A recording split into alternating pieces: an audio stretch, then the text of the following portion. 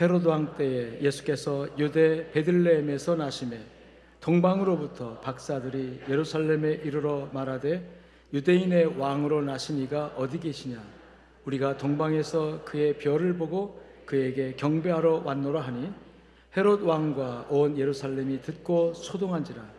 왕이 모든 대제사장과 백성의 서기관들을 모아 그리스도가 어디서 나겠느냐 물으니 이르되 유다의 베들레헴이오니 이는 선지자로 이렇게 기록된 바 또 유대 땅 베들레헴아 너는 유대 고을 중에서 가장 작지 아니하도다.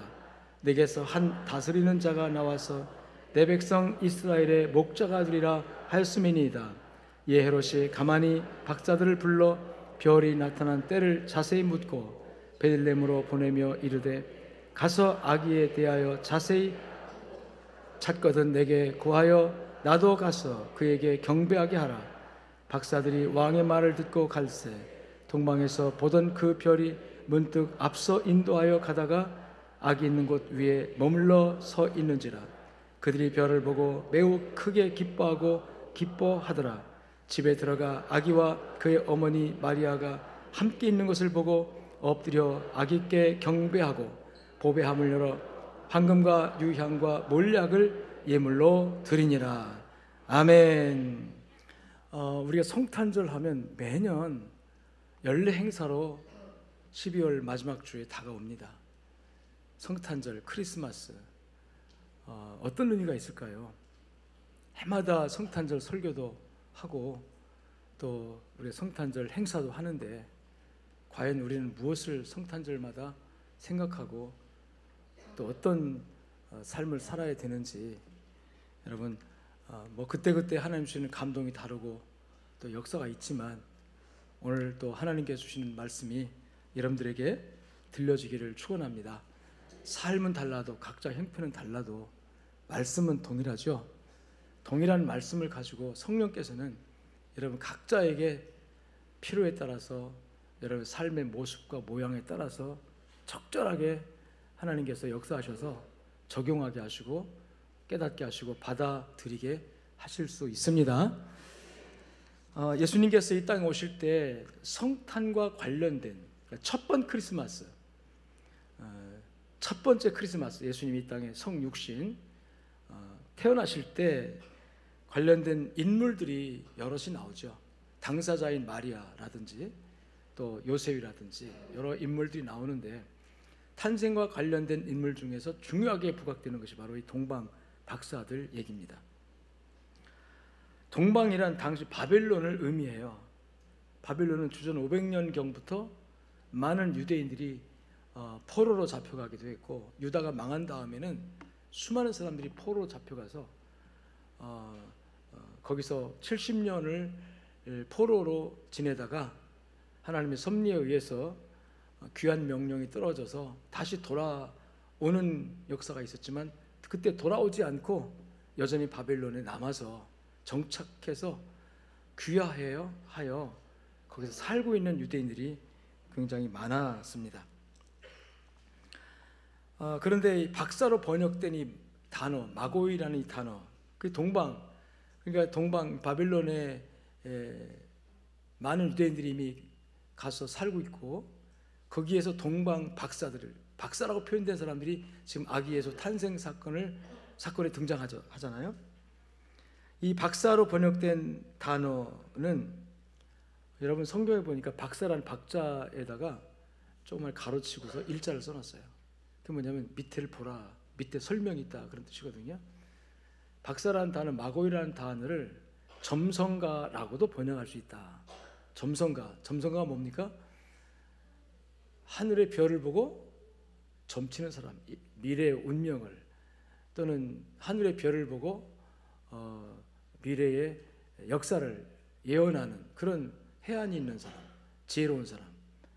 단지 허접한 무당 점쟁이를 말하는 게 아니고 적어도 천문학을 연구하면서 나름대로 어떤 통계를 가지고 별의 움직임들을 통해서 우주의 어떤 운행을 연구하면서 나름대로 지식이 있고 학식이 있고 또 지혜가 있어서 그 지역과 그 나라에서 인정받는 그래서 부도 있고 권세도 있는, 존경할 만한 그런 사람들을 박사라고 표현한다는 거죠.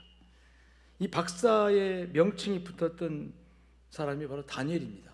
다니엘서 5장 7절과 11절에 보면 이 다니엘에 대해서 정말 박사라고, 지혜자라고 표현하거든요.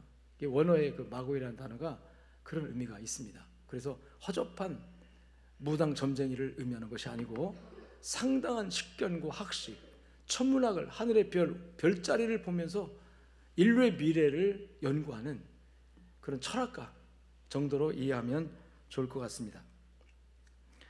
이 동방 박사들의 인적사항에 관해서는 성경에 더 이상 설명이 없어요. 그냥 동방에서 박사들이 알 수 있는 것은 한 단수, 혼자가 아니라 둘 이상, 복수니까 박사들이라고 했으니까 혼자는 아니다. 둘이나 셋이나 복수로 왔다는 것을 예고하고 있는데, 주 6세기경에 교회에 내려온 여러 문서들과 전승에 의하면 성경에는 기록되어 있지 않지만, 동방 박사에 관해서 성경에는 기록이 없지만 성경 이외에 성경을 설명하는, 또 문화적 배경을 설명한 여러 구전과 또 기록된 전승들이, 기록물들이, 문헌들이 있습니다. 그런 문헌들의 보고에 의하면 세 사람이 아기 예수께 경배하러 왔답니다. 한 사람은 멜콘이라는 사람이고, 또 발타살이라는 사람이고, 카스퍼라는 이 세 분의 박사가 동방에서부터 아기 예수의 탄생을 미리 알고 예루살렘까지 왔다라고 전해지고 있습니다. 이 박사들이 오늘 본문에 보니까 동방으로부터 왔는데, 따라합시다. 별을 보고, 자, 별을 보고 왔다. 이 별을 보고 왔다라고 표현하고 있어요.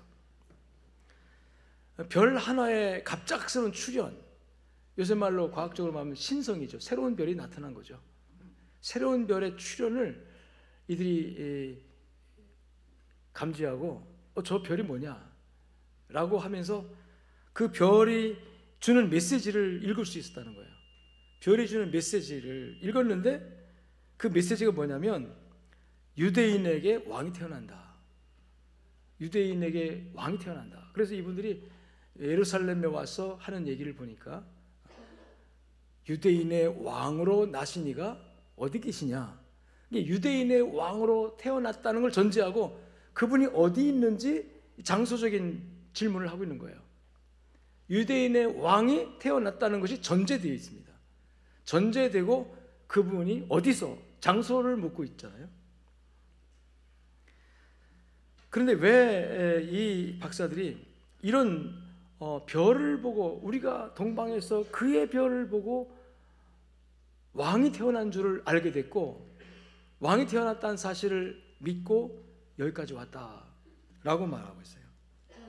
오늘 여러분, 이 박사들 얘기를 통해서 이 시대에 2024년의 성탄절을 맞는 오늘 우리가 어떤 마음으로, 어떤 방식으로 성탄을 기념하고 성탄절을 또 맞이할 것인가, 하나님 주신 음성이 들려지기를 축복합니다. 축복합니다. 첫 번째로 생각할 수 있는 것이 뭐냐면, 따라합시다. 믿음 없이는 아기 예수 만날 수 없습니다. 2절의 말씀에 유대인의 왕으로 나신 이가 어디 계시냐? 우리가 동방에서 그의 별을 보고 그에게 경배하러 왔노라. 분명하게 유대인의 왕으로 나신 이라고 표현합니다. 이분들이 본 것은 그냥 별이에요. 하늘에 반짝이는 한 별이에요. 그 반짝이는 별, 이거는 현상이죠. 눈에 보이는 현상입니다. 어느 날 밤하늘에 갑자기 없던 별이 생겼어요. 요새는 그런 별이 생기면 인공위성이다 그러거든요. 인공위성이 간다 이렇게 말해요. 없던 별이 갑자기 생기면. 근데 그 당시 인공위성이 있었던 것도 아니고 갑자기 빛나지 않던 자리에 별 하나가, 그것도 작은 별이 아니라 큰 별이 크게 빛나는 이 현상을 보고 그들이 어떤 메시지를 받았느냐? 따라합시다. 유대인의 왕으로 한 인물이 태어났다.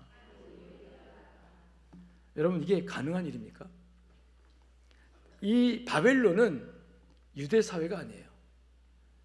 메시아주의가, 메시아에 관련된 지식이 이미 깔려있는 유대주의적 사고가 세계관이 있는 유대 사회가 아니라 전혀 유대인들이 믿는 종교, 유대인들의 어떤 세계관, 이 사고가 전혀 없는 이방 세계입니다.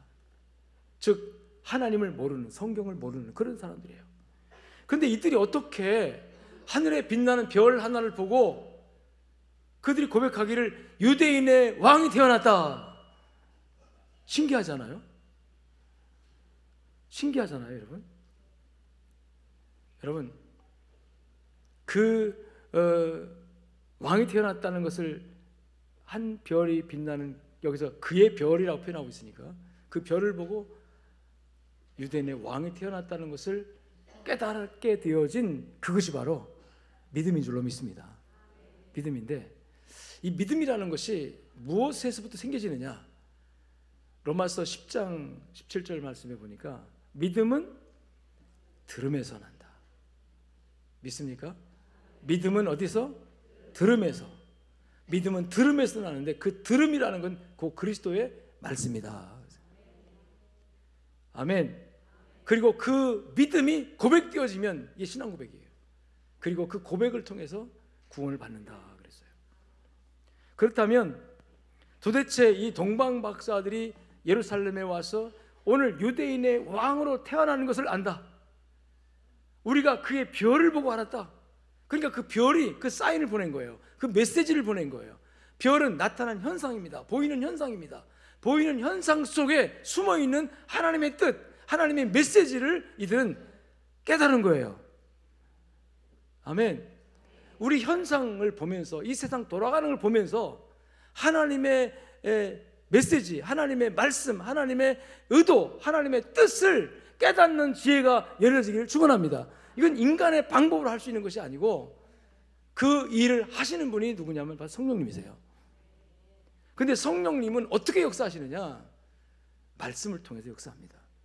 그래서 우리가 하나님의 말씀을 나타난 현상 속에 들어있는 하나님의 계획과 뜻을 알려고 하면 내 안에 뭐가 있었냐면 말씀이 있어야 합니다. 사람은 들어있는 것만큼 듣게 되고 들어있는 것만큼 보게 되고 들어있는 것만큼 알게 됩니다. 깨닫게 됩니다. 전혀 아무것도 속에 안 들어있으면 봐도 안 보여요. 전혀 아무것도 없으면 들어도 몰라요. 그게 무슨 말이야? 몰라요. 그런데 사전에 그것에 대한 지식이 내 안에 딱 축적되어 있으면 들어있는 만큼 눈이 열리고 들어있는 만큼 귀가 열리고 들어있는 만큼 지혜가 열려서 알게 되는 줄로 믿습니다. 그 들어있어야 될 것, 그것이 뭐라고요? 말씀입니다. 하나님의 말씀입니다. 그렇게 보면 이 동방 박사들은 하늘의 별만 연구한 것이 아니라 성경을 연구한 거예요. 유대인의 경전, 유대인들이 여호와를 믿기 위해서 교과서처럼 날마다 갖고 있는 율법, 선지자들의 글, 이런 것들을 그들은 이방인이지만 학자로서 지식적으로 연구했겠죠. 유대주의 사조, 유대주의적인 세계관, 이런 것들에 관해서 지식적으로 깊이 연구했겠죠. 연구하던 어느 날 민수기 24장 17절 말씀에 한 별이 야곱에게서 나올 것이다. 물론 야곱은 한 개인을 말하는 것이 아니라 이 유대 사회를 구성하고 있는 그 집단의 집단의 시초죠. 아브라함의 자손, 혈통을 말하는 거죠. 한 별이 어디서 나온다? 이 한 별이라는 말씀에 꽂힌 거예요. 이 말씀이 이미 이 동방 박사들의 마음속에 성경이 들어와 있고 말씀이 쌓여 있습니다. 근데 어느 날 갑자기 하늘에 확 별이 나오는 거예요. 이게 뭐냐? 저 별이 바로 유대인들이 말하는 한 별이 아닌가? 그 별이 아닌가? 즉 유대인의 왕으로 태어난다고 하는 사인이 아닌가라고 알게 된 줄로 믿습니다. 그 알게 된 그 동기가 그들 지식이 아니라 쌓여 있는 말씀을 여러분 깨닫게 하시는 하나님의 성령의 역사입니다. 하나님께서 동방 박사들 얘기를 통해서 어떻게 일하시는지를 우리에게 보여주고 있어요. 여러분 마음에 말씀을 쌓아가시기를 축원합니다. 그리스도를 많이 읽어야 돼요. 성경을 많이 읽어야 돼요. 이해가 되든 안 되든 자꾸 읽어야 돼요. 안 돼도 읽어서 마음에 담아두면 어느 순간 나타난 어떤 현상, 현실, 어떤 사건, 사고가 딱 나에게 올 때 그 순간에 내 안에 쌓여있는 어떤 말씀과 그 현상과 딱 매칭되도록, 이렇게 연결되도록 누가 역사하신다? 성령님이 역사하신다는 거죠. 그래서 알게 하시는 거예요. 그래서 따라합시다. 깨닫게 하시고, 보게 하시고, 느끼게 하시고. 아멘. 그것이 믿음으로 고백되는 거예요. 아멘. 그래서 이 동방 박사들이 아기 예수께 와서 경배를 했는데, 이 아기 예수께 대한 경배는 무엇이 기초가 되어지냐면 바로 믿음입니다. 믿음도 그냥 믿음이 아니라, 따라합시다, 확신. 그냥 여러분 별 하나의 사인을 통해서 아, 유대 나라에 뭐 인물이 나오는가 보다, 이 정도였으면 이 동방 박사들이 그 머나먼 길을 움직이겠습니까? 이 바벨론 지역, 즉 페르시아 지역은 지금의 이란, 이라크 지역인데, 그 이란, 이라크에서 여러분 이스라엘까지 오는 거리만 지금으로도 비행기로 몇 시간 와요. 산 넘고 물 건너, 여러분 사막을 지나서, 그 당시 이동수단 낙타 아닙니까? 몇 달을 왔는지 몇 년을 왔는지 성경에 기록이 없지만 그 머나먼 길을, 험난한 길을 여러분 이분들이 움직일 수 있는 그 역동적 에너지가 어디서 온 것이냐? 말씀을 깨닫게 하시는 성령의 감동에 따라서 생겨진 믿음이 확신으로 굳어질 때 그들이 그 아기 예수께, 따라합시다, 경배하러 가자. 경배하러. 왜? 그분은 분명한 하나님께서 주시는, 이 땅에 보내시는 메시아, 구세주, 유대인의 왕일 뿐만 아니라 만왕의 왕이니까 그분에게 가서 경배해야 된다고 하는 확신을 가지고 그 머나먼 길을 움직일 수 있었던. 그래서 신앙생활에 있어서 확신이 없이는 사람이 움직이지 않아요. 헌신하지도 않습니다. 하나님이 나를 얼마나 사랑하는지, 하나님이 얼마나 존재론적으로 살아계신 분인지에 관한 긴가민가 해가 절대로 헌신하지 않아요.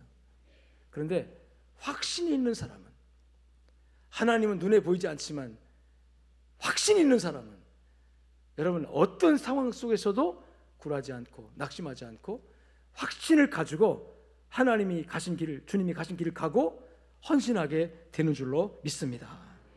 아멘. 한 별의 발견을 이 동방 박사들은 그의 별이라고, 말씀에서 지칭한, 성경에서 말한 그 메시아, 즉 인류를 구원하기 위해서 오시는 그리스도, 표현은 정책적인 용어 유대인의 왕이라고 썼어요. 그래서 와서 헤로드 왕에게 물었습니다. 유대인의 왕으로 태어나신 그가 어디 계십니까? 유대인의 왕이라는 표현은 다분히 정치적 용어죠. 유대인의 왕이니까. 그런데 문제가, 그 당시 유대인의 왕이 누구였습니까? 헤로드 왕이었어요. 헤로드 왕의 입장에서 볼 때 유대인의 왕이라고 하니까 내가 왕인데 무슨 또 왕이 태어난다고 해? 그래서 바짝 긴장하게 되죠. 그래서 헤로드 왕이 학자들을 불러 모읍니다. 서기관, 그리고 제사장들, 그 당시 내노라 하는 학자를 불러 모아가지고 이 성경의 예언을 찾아보게 해요. 그랬더니 이 사람들이 무엇을 말하냐면, 이르되 유대 베들레헴이오니, 자, 베들레헴에 그 왕이 태어난다. 이미 성경에서 그렇게 예언했다. 미가서 5장 2절에 유대 땅 베들레헴아, 아멘, 유대 땅 베들레헴에서 유대 고을, 작은 고을이지만 결코 작지 아니할 그런 땅이다. 왜? 거기서 한 지도자가 나오기 때문에 이스라엘 다스리는 왕이 나올 것이다 라는 이 말씀을 찾아가지고 여러분 베들레헴에서 태어납니다 라고 말해요. 그런데 이 헤로드 왕이, 동방 박사들은 유대인의 왕이라고 표현했는데 헤로드 왕은 그 말을 어떻게 받아서 어떻게 말하냐면, 따라합시다. 그리스도가, 자, 그리스도가 어디서 나시는지 알아보라, 이렇게 말해요. 그러니까 헤로드 왕 입장에서 정치적인 왕이 나오는 걸 별로 원하지 않았죠. 정치적인 왕이 나와서 자기 외 정치적인 대립이 되는 것을 원하지 않았죠. 내가 왕인데 또 다른 정치적인 왕이 나오면 그 왕은 제거해야 되잖아요. 그 왕은 몰아내야 돼요. 그래야 내 왕권이 유지돼요. 그래서 헤로드 왕이 바짝 긴장해서 베들레헴의 2살 이하의 남자아이를 다 죽입니다. 미래의 자기와 정치적인 대립구도를 세울 수 있는 정적을 제거하는 차원에서 2살 이하의 남자아이가 다 죽어요. 여러분, 그런데 어쩌면 헤로드 왕은 유대인의 왕으로 오실 그이가 그리스도라고, 그리스도라는 용어는 정치적인 용어가 아닙니다. 이 용어는 영적이고 이 용어 종교적인 의미가 더 깊어요. 그리스도, 구세주라는 뜻이거든요. 하나님이 만왕의 왕으로서 이 땅을 구원할 메시아라는 의미거든요. 그런데 그 메시아를 정치적 자기의 욕심과 야망 때문에 메시아를 죽이겠다고 해서 애매한 2살의 아이들 다 죽이는 대만행을 저지르죠. 인간의 욕심이 그렇게 나타난 거예요. 그러나 오늘 우리는 믿음을 가지고 나타난 현상을 통해서 하나님의 말씀을 깨닫고 진정한 의미에서 그리스도에게 경배할 수 있게 되기를 주의 이름으로 축원합니다. 그래서 신앙은 따라합니다. 확인하는 것이 아니고 경배하는 것입니다. 2절에서 동방박사들이 와서 이렇게 말해요. 유대인의 왕으로 나시니가 어디 계시냐? 확인해 보겠다는 얘기가 아니에요. 우리가 저 한 별의 사인을 통해서 이 유대 나라의 왕이 태어난다는 것을 알게 됐는데 그것이 사실인지 맞는지 틀리는지 우리가 믿은 믿음이 옳은지 긴가민가 해서 왔으니 한번 확인해 보자, 증명해 보자가 아니에라는 거예요. 전제되고 있습니다. 유대인의 왕으로 나셨다는 거예요. 지금 누가 나셨어요? 유대인의 왕이 태어나셨다는 거예요. 그리고 우리가 여기까지 온 이유는 그분이 진짜 유대인의 왕인지 확인하러 온 게 아니라 그분에게 뭐 하러 왔다? 경배하러 왔다. 경배하러 왔다. 아멘. 여러분, 이 말씀은 오늘 우리에게 굉장한 도전을 줘요. 우리의 신앙의 일반적인 신앙생활에 있어서 큰 충격을 주는 말씀일 수도 있어요.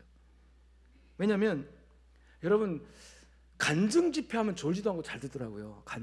간증이 뭔지 아십니까? 간증, 내가 믿는 하나님에 관해서 어떤 자기가 경험한 것을 가지고 증명하는 간증이거든요. 그럴 때 우리 다 은혜 받아요. 와, 정말 하나님 계시네.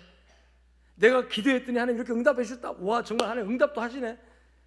뭔가 내가 믿는 믿음이 누군가를 삶을 통해서 증명되어질 때 확신이 더 되어지는 거거든요. 간증이 나쁜 게 아니에요. 그래서 좋은 거예요. 그런데 함정이 있는 거예요. 간증을 너무너무 좋아하게 되면 진리에서 떠나게 되죠. 자꾸 자꾸 증거를 원하게 되고. 근데 여러분, 하나님은 우리가 증명할 수 있는 분이 아니에요. 하나님 그 자체로 존재하신 분입니다. 여러분이 증명하지 않아도 하나님은 존재하신 분이에요. 근데 오늘날 예수님 당시부터 사람들은 계속해서 증명을 요구하거든요. 마태복음 16장 4절에 보니까 이 악하고 음란한 세대가 표적을 구하나. 표적이 뭡니까? 증명이에요. 초자연적 기적을 통해서 진짜 하나님이 계시면 짠 하고 보여주는 거. 여러분, 사탄도 마귀도 예수님께 그랬잖아요. 너 정체성 하나님 아들이지, 한번 보여봐라. 너 배고프지? 돌로 떡을 만들어 먹어봐라. 네가 하나님의 아들이라면 한번 뛰어내려봐라. 그래서 다치지 않도록 사뿐히 천사가 와서 받들어 주는지, 그러면 하나님의 아들인 걸 증명될 것이다. 심지어는 십자가에 올라가 예수님께서 지금 못 박히셨는데 십자가 그 자체가 하나님의 아들 때문에 증명인 줄로 믿습니다. 근데 거기에 대고 사람들이 네가 그리스도냐, 네가 하나님의 아들이냐, 내려와라. 못 박힌 예수님께서 저 같으면요 그냥 홧김에 짠 하고 내려가겠어요. 내려와가지고 봐라, 내가 하나님의 아들이다, 내가 너희를 구원하러 온 메시아다. 주님이 그렇게 못 하실 분입니까? 하실 수 있어요, 없어요? 있어요. 12군단 더 되는 천군 천사를 불러서 이 무리들을 다 진멸할 수 없을 줄 아느냐? 있다는 얘기예요. 근데 주님은 그 함정에 빠지지 않았습니다. 증명해야 믿는, 증명해야 확신하는 그 함정에 빠지지 않았어요. 백성들이 요구했지만 그 요구가요 굉장히 여러분 매력적인 요구입니다. 주님은 얼마든지 죽은 자도 살렸던 분 아닙니까? 물 위도 걸었던 분 아닙니까? 물고기 2마리 떡 5덩이 5,000명 이상을 먹고도 여러분 12왕이 남도록 하셨던 기적을 행하시는 주님 아니십니까?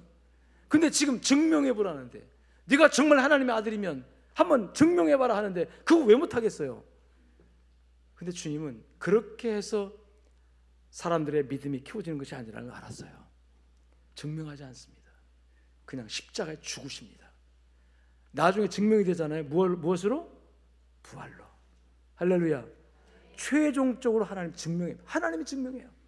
마지막 심판 때 하나님 증명할 겁니다. 하나님이 살아계시고 어떤 분인지를 심판할 때 증명할 거예요.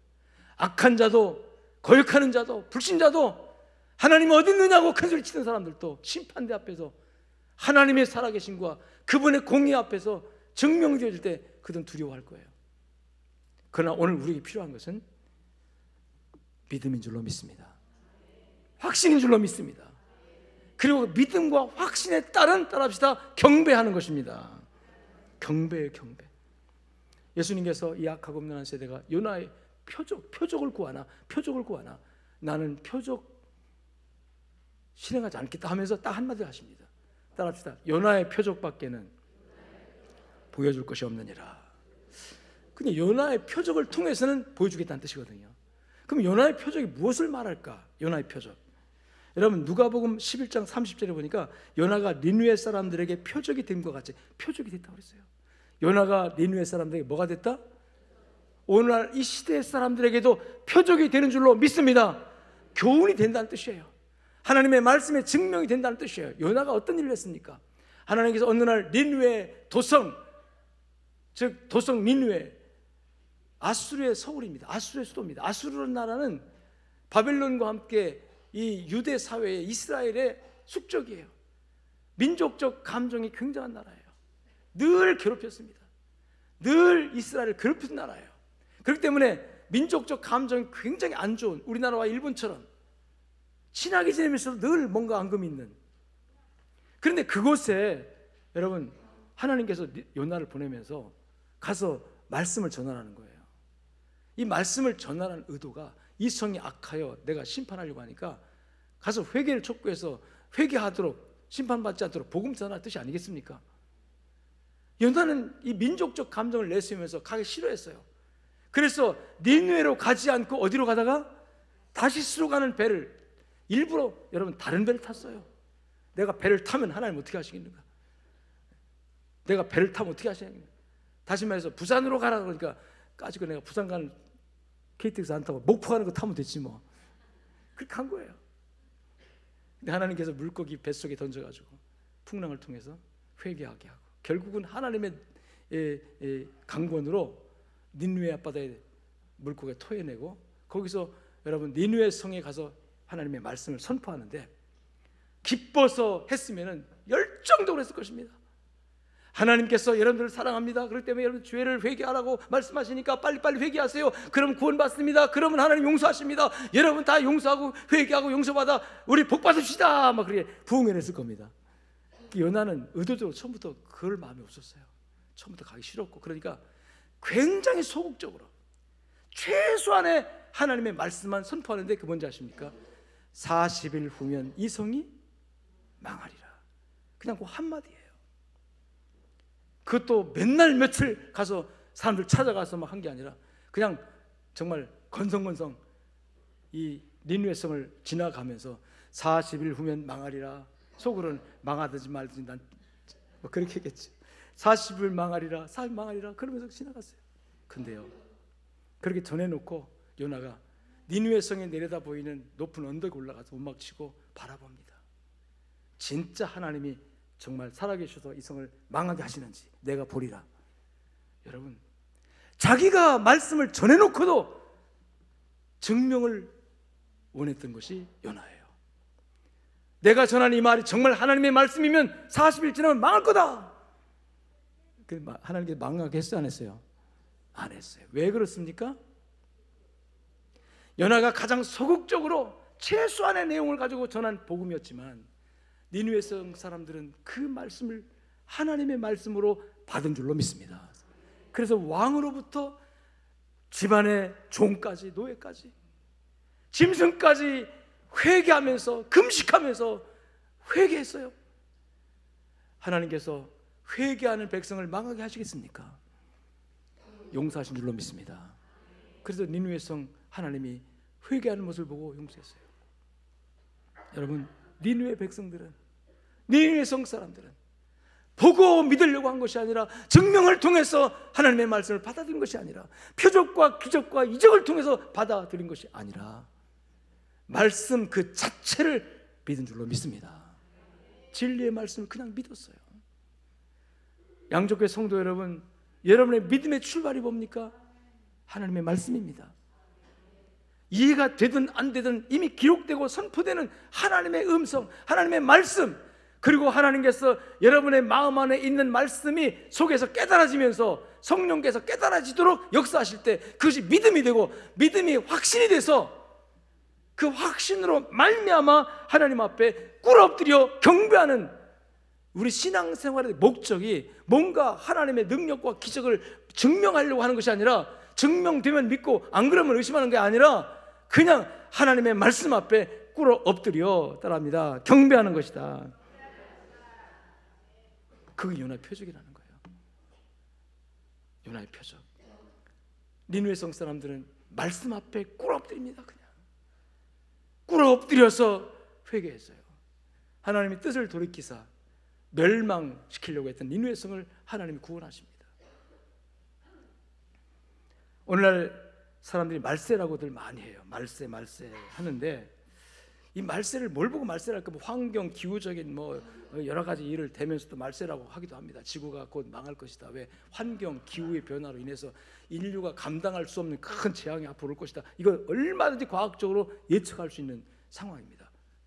근데 그런 것보다도 영적으로 지금 얼마나 진리에서 떠나고 말씀에서 떠나가는지 인류 전체가 그렇습니다. 온 세상이, 온 나라가 지식계나 있고 돈계나 있고 권력계나 있고 살 만큼 살고 배가 부르다고 하는 사람들은 모두가 다 그 의식과 생각과 사상과 철학이 온전히 다 비진리, 비성경, 하나님의 말씀을 의도적으로 거역하는 그런 흐름, 그런 풍류, 그런 문화, 그런 사고, 그런 역사관이 지금 형성돼서 인류 전체가 하나님을 거역하는 구조로 달려가고 있어요.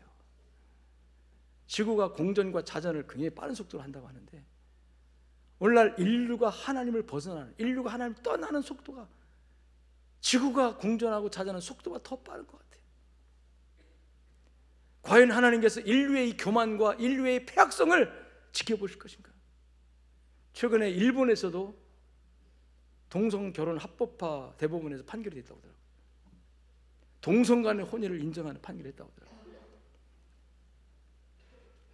여러분, 우리 사회가 지금 얼마나 말씀에서 떠나고 진리에서 떠나고 시대의 사주와 풍조에 흔들리면서 기독교인들조차도 진리에 서지 못하고 말씀에 서지 못하고 흔들흔들 하고 있는지, 자기의 철학과 생각과 사상과 이념이 신앙 진리보다도 더 우선되어지는 이런 시대의 사조가 말세의 현상이고 말세 징조다. 디모데후서 4장 3절로 4절 말씀 보니까 때가 이르리니, 때가 온다는 말은 말세가 온다는 뜻이에요. 종말이 온다는 뜻이에요. 심판의 때가 온다는 뜻이에요. 그 때를 말합니다. 사람은 태어나서 영원히 살 것처럼 살지만 절대로 영원하지 않습니다. 여러분 물어봅시다. 여러분 개개인 나에게 종말이 있어요 없어요? 종말이 있어요 없어요? 종말입니까? 영원히 살 것 같은데. 있어요 없어요? 이건 진리입니다. 이거는 바꿀 수가 없는 진리예요. 변할 수가 없는 진리예요. 태어나는 것은 여러분 뭐 내 의도로 태어난 건 아니고 하나님 주셔서 태어나게 하시고 태어났으니까 태어나고 살아가는데 사람 착각에 빠지는 거예요. 영원히 살 것처럼. 그럼 개개인의 종말이 있다면 이 개개인이 모여서 살아가는 시대, 환경 다 종말이 있습니다. 역사도 종말이 있어요. 문화도 종말이 있어요. 어떤 권력도 종말이 있어요. 권세도 종말이 있어요. 한 제국이 일어나서 큰 나라를 형성하고 패권을 형성합니다. 그럼 영원할 것 같습니까? 종말이 있습니다. 그게 역사 교훈이에요. 근데 사람들은 지금 당장에 종말이 없을 것처럼 살아요. 개인도 마찬가지고 이 사회도 마찬가지고 세상 다 그렇습니다. 정치하는 사람들 자기 정권 영원할 것 같잖아요. 아니에요. 절대로 영원하지 않습니다. 이게 역사가 교훈하는 권불 10년이라고, 권세가 10년 이상 가는 법이 없다고 말할 정도로. 여러분, 종말이 있습니다.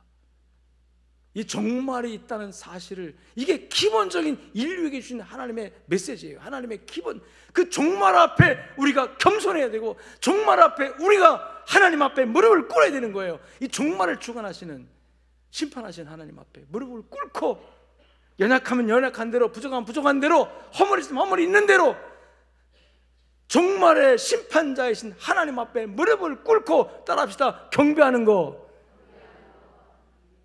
아멘. 이 동방 박사들이 유대인의 왕으로 태어나신 그분이 어디 있느냐, 우리가 그분에게 무릎을 꿇고 경배하러 왔다고 말하고 있는 거거든요. 여러분이 성탄절에 뭘 하시고 원하십니까?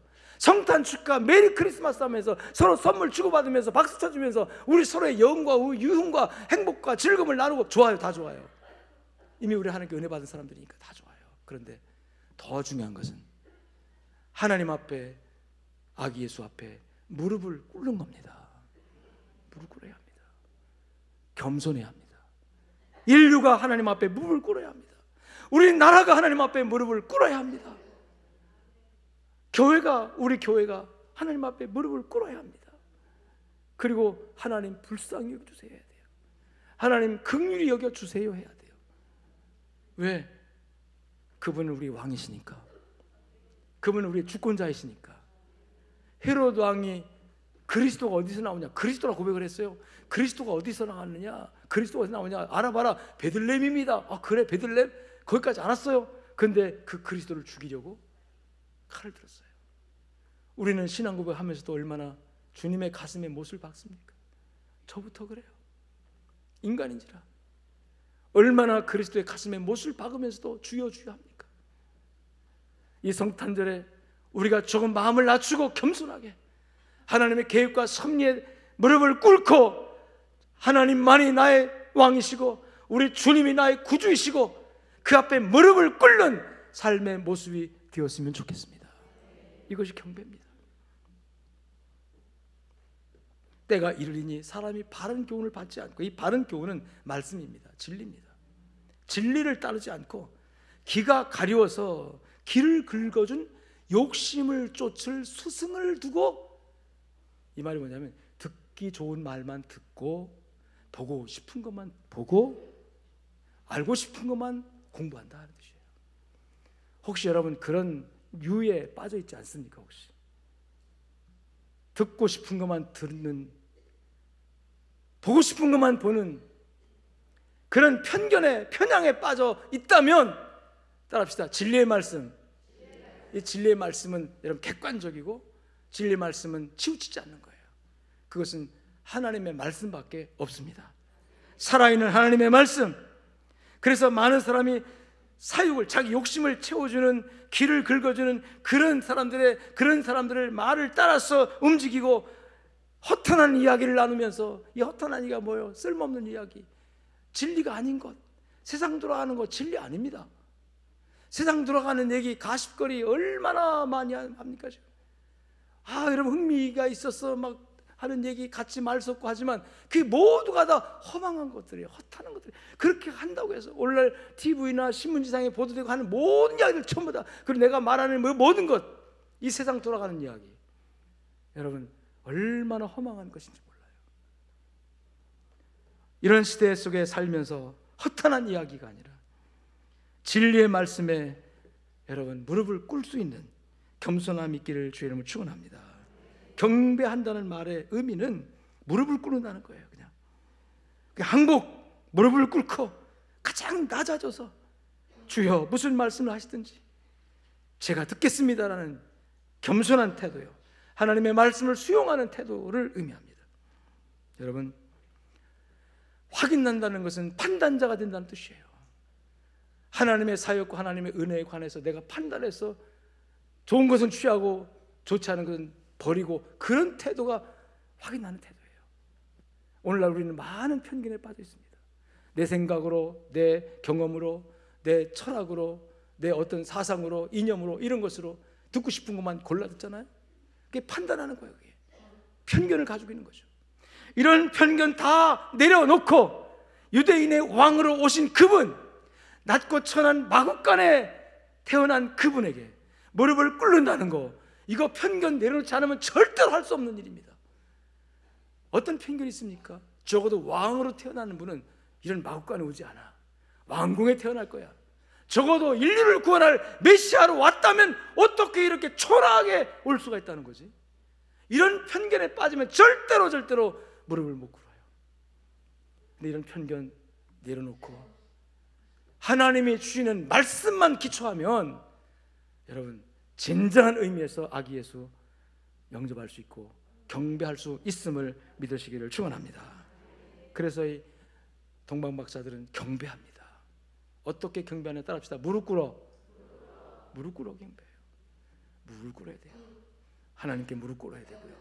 인간 관계에서도 무릎 꿇으면 다 해결돼요. 사실은 내가 무릎 꿇으면 얽혔던 것도 풀어집니다. 맺혔던 것도 열려지게 될 줄로 믿습니다. 무릎 꿇는 거예요. 특별히 하나님 앞에, 마국간에 태어난 그 아기, 핏덩이의 어떤 아기 예수 앞에 무릎을 꿇는 동방 박사들의 모습이 오늘 이 시대를 살아가는 저와 여러분의 모습이 되었으면 참 좋겠습니다. 무릎 꿇어 경배하며 이드린 예물이 있습니다. 세 가지 예물이 있는데요, 황금과 유향과 몰약입니다. 자, 헤로드 왕은 그분이 어디서 태어났는지 가서 경배하고 나에게 기별을 하면 나도 가서 경배하겠다, 이렇게 얘기해요. 나도 가서 경배하겠다. 그리스도가 어디서 태어났는지 먼저 가서 경배하라. 우리가 알아본 바 베들레헴에 태어났다고 하니 베들레헴에 가서 그에게 경배한 다음에 나에게도 어느 곳에 그분이 있는지 일러주면 나도 가서 경배하겠다라고 헤로드 왕은 말합니다. 여기 경배라는 말을 해요, 헤로드 왕이. 근데 그 경배가 2살의 아기를 다 죽이는 행동으로 나타납니다. 전혀 반대되는 행동을 하죠. 오늘날 예수를 믿는다고 하면서 사람 죽이는 일을 참 많습니다. 중세시대의 십자군 전쟁의 폐악입니다. 십자가를 걸고 성지를 탈환한다는 미명하에 십자군이 뭐예요? 하나님의 이름으로 전쟁하는 사람들 아닙니까? 그들이 얼마나 많은 사람을 죽이고 얼마나 많은 사람의 제사를 약탈하고, 이 중세사회 기독교의 암흑기라고 볼 수 있는 그런 역사적인 아픔이 있습니다. 근데 그 십자군 전쟁의 그 폐악이 오늘날 기독교 안에도 엄청나게 아직도 살아있어요. 교회가 권력이 되거나 또는 직분이 권력이 돼서 그리스도의 마음으로, 그리스도의 정신으로, 예수님의 성품으로 죽은 자도 여러분 살려주신 예수님의 그 사랑으로 품고 나가는 그것보다 정죄하고 핍박하고 욕하고 비난하고 가장 중요한 것이 판단하고, 그런 일을 얼마나 많이 하는 거예요. 이게 헤로드 왕의 경배였습니다. 오늘날 우리 많은 그리스도인들이 자기도 모르는 상황 속에서 이 잘못된 악한 영들에 휩싸여서 나도 모르게 예수의 거룩한 이름을 무릎 꿇고 경배해야 할 그 예수님의 이름을 가지고 무릎 꿇지 않고 내 주장과 내 생각과 내 방법대로 사람을 재단하고 평가하면서 자기가 스스로 왕인 것처럼 살아가고 행동하는 모습들이 오늘날 이 시대에 성탄절을 맞는 우리에게 큰 하나님의 책망으로 들려지고 있다고 하는 것입니다. 하나님께서 오늘 우리로 하여금 경배하도록 하게 하시기를 축원합니다. 황금과 유황과 몰약을 드렸는데, 황금은 부의 상징입니다. 그리고 권력의 상징이에요. 그래서 황금하면 왕권입니다. 부를 상징하는, 권력을 상징하는 왕권이고, 두 번째로 유향을 드렸는데, 유향은 종교적인 의미에서 신성을 의미합니다. 다시 말하면 여러분 옛날에 제사상 차릴 때 뭘 피죠? 향을 피워요. 절간에 가도 꼭 귀신들에게 불공을 드려도 뭘 해요? 향을 피워요. 그런데 그게 우리 기독교 안에도 성령의 향불을 말하고 있고, 구약에는 성막과 성전에서 하나님께 제사를 드리는 성소에서 분향단에 향을 피우도록 되어 있어요. 그 하나님이 정하신 방법으로 향 재료를 만들어서 거룩하게 구별하여 향을 피우기 때문에 이 유향이 의미하는 바는 지금 이스라엘의, 즉 유대인의 왕으로 태어나신 이분이 바로 하나님의 아들이다, 하나님의 아들로서 신성을, 이분이 바로 신이다라는 의미의 예물인 줄로 믿습니다. 그리고 몰약을 드리는데, 몰약은 유대 사회에 장례 때 쓰는 약품이에요. 즉 부패를 방지하는, 뭐라고 저거 보고, 부패 방지? 방부제. 장례를 치를 때 무더운 지역에서 시신이 빨리 부패하면 냄새 나잖아요. 가능한 부패를 좀 멈추게 하기 위해서 방부제를 발라요. 그게 몰약입니다. 그래서 이 몰약을 지금 태어난 신생아 유대인의 왕이라고 고백하면서, 그리스도라고 고백하면서 드려진 이분에게 몰약을 드리는 것이 무슨 의미가 있을까? 여기에 세 가지 의미가 있어요. 그리스도라고 의미가 있는데, 이분은 만왕의 왕으로서 왕으로 오시는 분이다. 뿐만 아니라 이분은 하나님의 아들이다. 뿐만 아니라 이분은 우리의 죄값을 대신하여 십자가에 못 박혀 죽으실, 장사를 의미하는 거니까 죽으실 우리의 구주다. 할렐루야. 그래서 그분을 그리스도라고 합니다. 왕권과 신성과 속죄, 이것을 다 포함해서 이 예물에 담은 거예요. 여러분이 이 예물을 와서 보니까, 확인하고 보니까 아 진짜 맞네, 그래서 준비했을까요? 아니요. 이분들은 이미 믿음을 가지고, 확신을 가지고 이미 그리스도가 태어났다, 처음부터 그 예물을 준비하여 가지고 온 줄로 믿습니다. 우리가 하나님께 드리는 예물을 그래서 준비해야 돼요. 준비성 있는 예물을 해야지. 확인해보고 맞으면 드리고 아니면 안 드리고, 그런 것은 예물이 될 수가 없어요. 이분들은 믿음의 근거에, 말씀이 주는 믿음에 근거하여 성령의 감동에 따라서 이미 처음부터, 출발 전부터 그 귀한 황금을 준비하고, 그 귀한 유향을 준비하고, 그 귀한 몰약을 준비해서 오늘 태어나신 아기 예수께 갖다 드리면서 경배한 줄로 믿습니다. 오늘 2024년 성탄절에 우리는 과연 어떤 예물을 준비할까? 어떤 예물을, 태어나신 아기 예수, 우리가 신앙 고백 다 하잖아요. 우리 주님 예수 그리스도, 나를 위해 하나님의 아들께서 육체를 입으시고 이 땅에 오셨는데 그분 나의 주인이다, 그분 나의 왕이다. 이미 신앙 고백 다 하신 분들이 여기 있습니다. 그렇다면 매년 연례적으로 반복되는 성탄절이지만 오늘 이 시대에 난 어떻게 성탄절을 기뻐하고 성탄절을 축하하고 성탄절을 감사할 것인가? 우리도 같이 동방박사들처럼 예물을 드리면 돼요. 근데 그 예물을 어떻게 드릴 것인가? 제가 오늘 말씀에 연결되어져서 목회 칼럼을 썼어요. 그 목회 칼럼에 이 시대에 우리가 진정 성탄절에 왕으로서 하나님께 경배하는 사람으로서 경배의 예물이 무엇이 되어야 할 것인가에 관련해서 말씀을 적어놨으니까 그 목회 칼럼을 보면서 깨달으시길 바랍니다.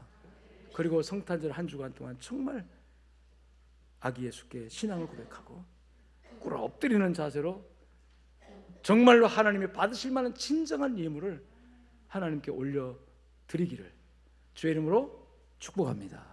하나님 아버지 감사합니다. 이 성탄절을 맞이하면서 우리가 어떤 모습으로, 어떤 마음으로 맞이해야 될지 동방박사들 이야기를 통해서 은혜 받게 하셔서 감사합니다. 우리의 마음과 생각을 주장해 주셔서 2024년 성탄절이 정말 하나님께 영광을 돌리고 우리에게 복이 되게 하옵소서. 우리 양족의 모든 성도들에게 신앙 성장과 성숙의 기회가 될 수 있도록, 그리고 성탄의 기쁨이 나만의 것이 아니라 온 세상에 울려 퍼지는 일에 어떻게 우리가 경배의 예물을 하는 게 드려야 될지를 깨달아 알게 하여 주옵소서. 감사하며 우리 주 예수 그리스도의 이름으로 기도 올리옵나이다. 아멘. 이제는 살아계신 우리 주 예수 그리스도의 은혜와 하나님 아버지의 무한하시고 극진하신 사랑과 성령님의 위로, 교통, 충만 역사심이 말씀이 주시는 믿음으로 확신에 서서 아기 예수께 우리의 구주 되신 만왕의 왕께 온전한 경배 드리기를 원하는 우리 양족의 모든 성도들 머리 위에 저들의 가정과 삶 현장 속에 이제로부터 영원토록 영원토록 함께 있을지어다. 아멘.